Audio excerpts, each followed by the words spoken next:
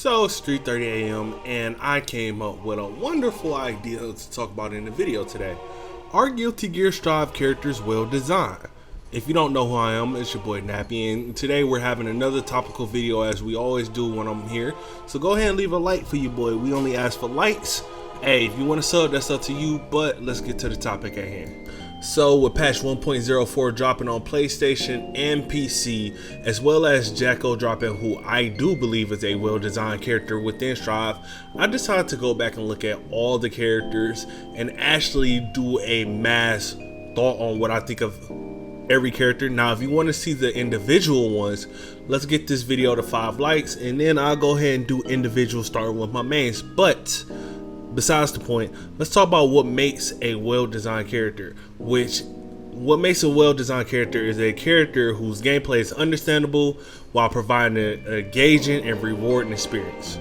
Those 3 things matter. Those 3 things within a character matter so much, because you need to understand what your character is able to do while being engaging to the point that you want to play the character and being rewarded for playing said character. But I'm going to go over each point as it stands separately.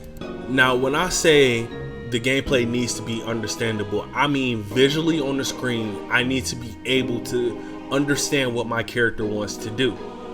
Now, this can be shown by the character's model, some of the weapons that the character holds, or how the character walks, moves about, whatever. Something needs to visually tell me in the game what my character is about. Now, I want to bring up Zato because I know a lot of people will watch this video and think you need to have a certain skill ceiling or certain skill floor to be engaging and rewarding. No. You can be a well-designed character and still be hard to play for characters. It's not just being simplistic.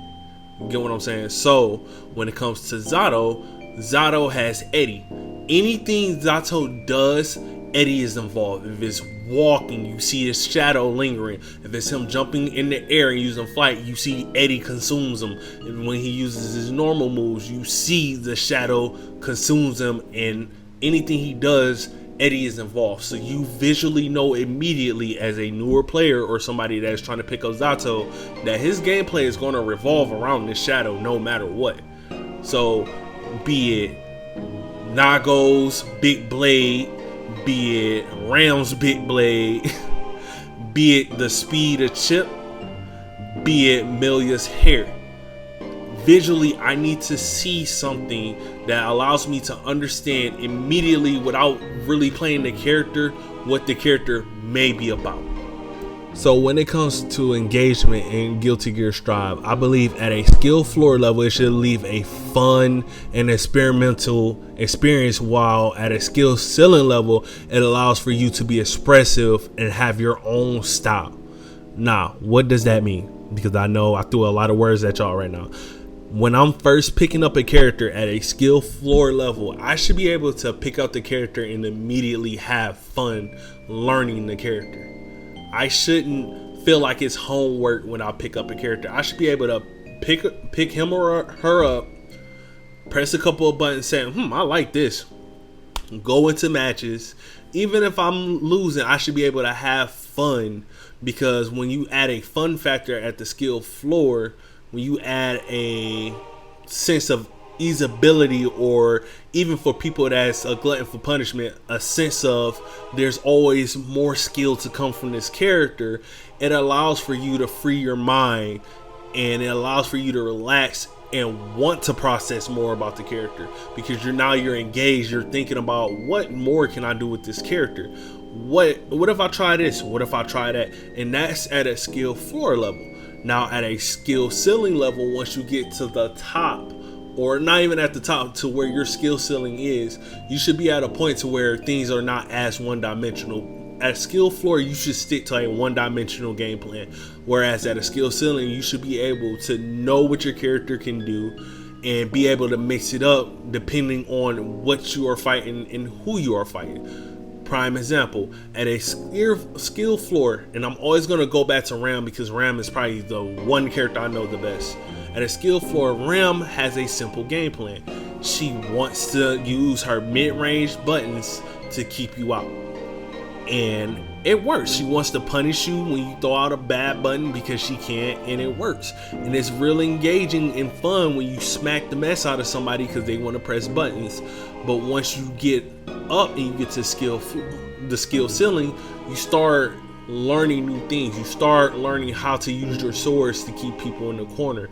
You start learning her dust combos. You start learning how to set up people. You start learning how to better use your footsies to whip punish somebody that you didn't even know you can whip punish at a certain range. How you can use her DP in the best situation. How you can use her two to three sets of overheads in the best situation.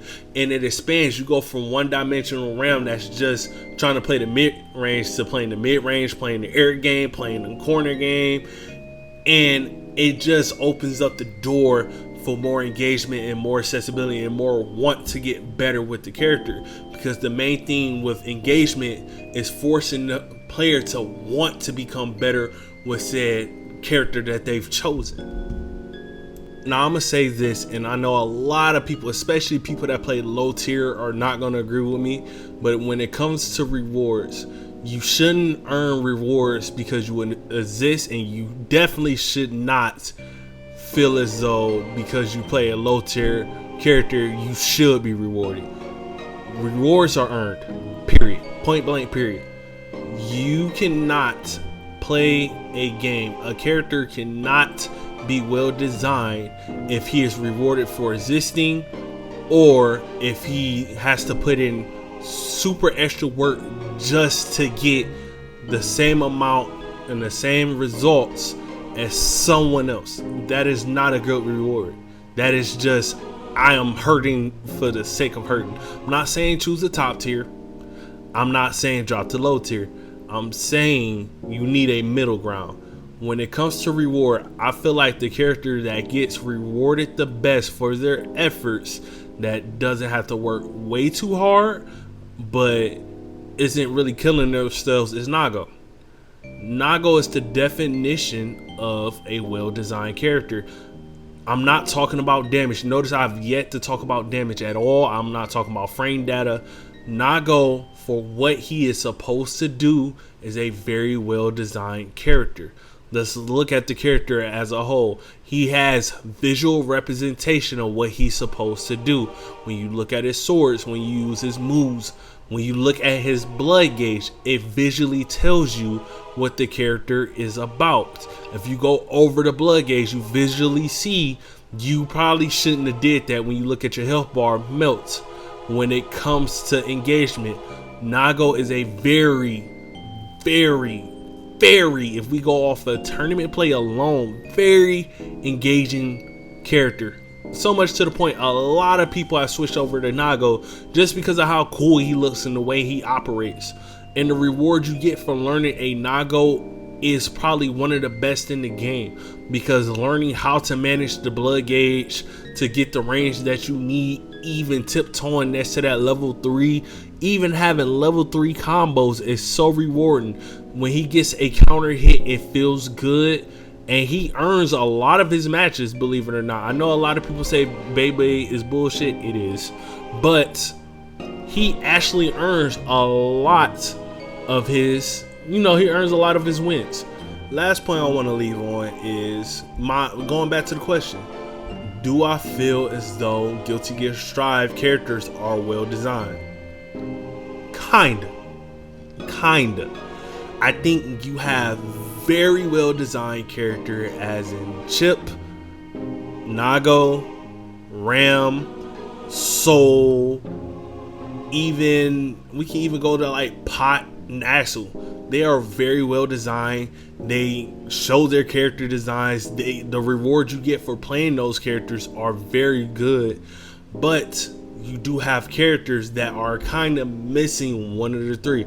A prime example, and this is going into another one of my mains, is Anji. Anji is missing the reward. The reward for playing him at the most, you have to play perfect on him. So it makes him less engaging because of how perfect you have to play on him. And the reward you get sometimes is not worth it. the reward I get sometimes from doing a parry is getting snatched up.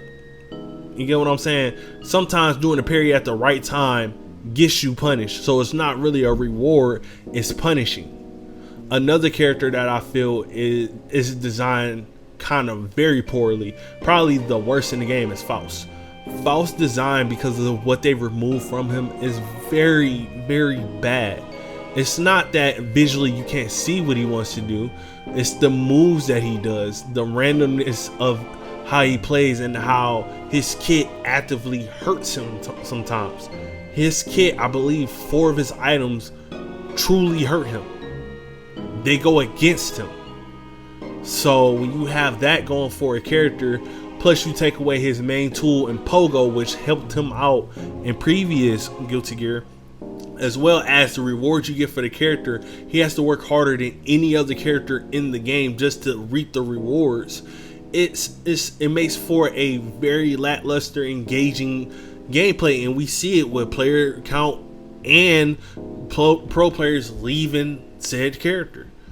But overall, I do think there's a lot of well-balanced, well-designed characters. And yet again, if I get 5 likes on this video, I will start with Ram. I'll start with Ram and break down why I think she's probably the 3rd best design character in the game. But if you did like this video, and hopefully you guys did, leave a like, leave a comment if you don't agree with something I said, and I'm out. Peace.